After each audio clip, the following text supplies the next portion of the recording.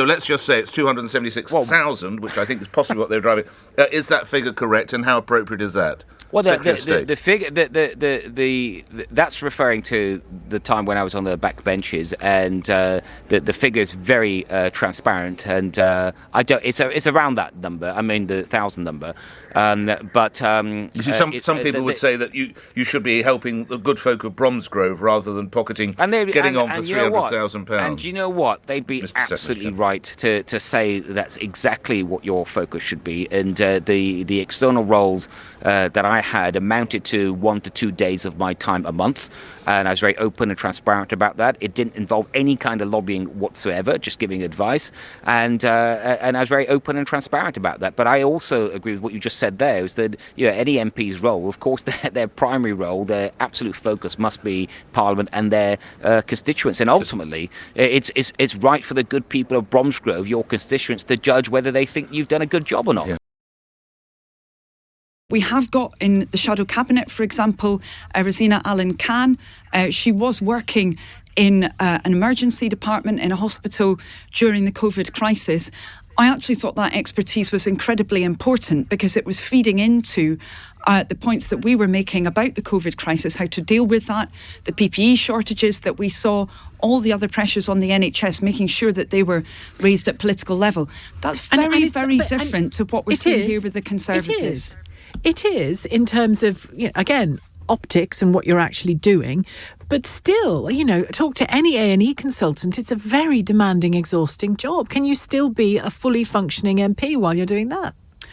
I believe you can be. And this is not just about optics, if I may say so. It really is about whether you've got MPs, like in the Labour Party, who are committed to that constituency and public interest, or whether you seem to have commitment to a private interest and the kind of lobbying behaviour that we've seen under the Conservatives. That is the big difference. And really, this 24 hours is 24 hours, and one human being is still one human being in those 24 hours.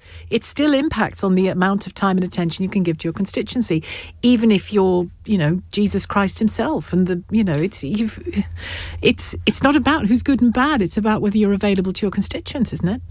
Well, that's very important. And at the same time as having that availability, you need to also ensure that you're representing the interests of those constituents in Parliament, in the media and elsewhere. And I do believe that those Labour MPs who've been working in the NHS, also who've been putting in shifts in social care, they've not been neglecting their constituents by doing that. They've actually been making sure that what was going on, for example, in our care homes during that crisis, was then reflected in Parliament, that they were talking from that personal experience about some of the dreadful, frankly, scenes that we saw in our care homes during the crisis. It's very different, if I may say so, Sheila, to a situation where you've got an MP literally in the British Virgin Islands, a beautiful place, I'm sure, but being there in order to help that government, it appears, when it was faced with an anti-corruption inquiry from the UK government.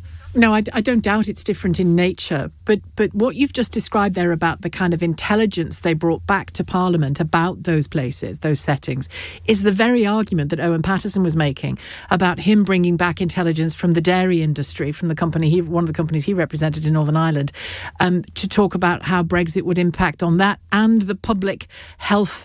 I'm just repeating his claims. The public health implications of that. They're similar arguments. I regret that they're not similar arguments. The Standards Committee and the Standards Commissioner both found that actually what took place in the Paterson case, unfortunately, was lobbying. It was sustained lobbying. This wasn't about just transmitting information.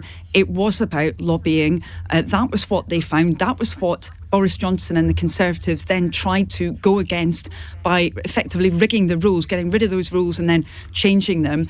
And they've said now that they made a mistake, but they're not taking the action needed. They're not investigating, for example, those £600 million worth of taxpayers' money that have gone to Randox, one of the companies that Owen Paterson lobbied for. They're not saying they're going to have an investigation into that money, and they should be saying that, as well as an investigation into Cox. How are you doing? Incensed. Okay, yeah. I mean, the bottom line, as far as I can see it, in some respects, I think we should pay the politicians more money, because you know, they can't have a second job. My argument is, if you can't survive and pay all your commitments with the salary you've got in the job as an MP, whatever role it is, then you need to get another job and not be an MP. Do you see what I mean? It's like my financial commitments dictate what I do. You know, if my job doesn't pay what I do, I need to get a better job. You know, and if they can't survive on the salary that they're offered as an MP, then get another job and don't be an MP and give it to somebody who can.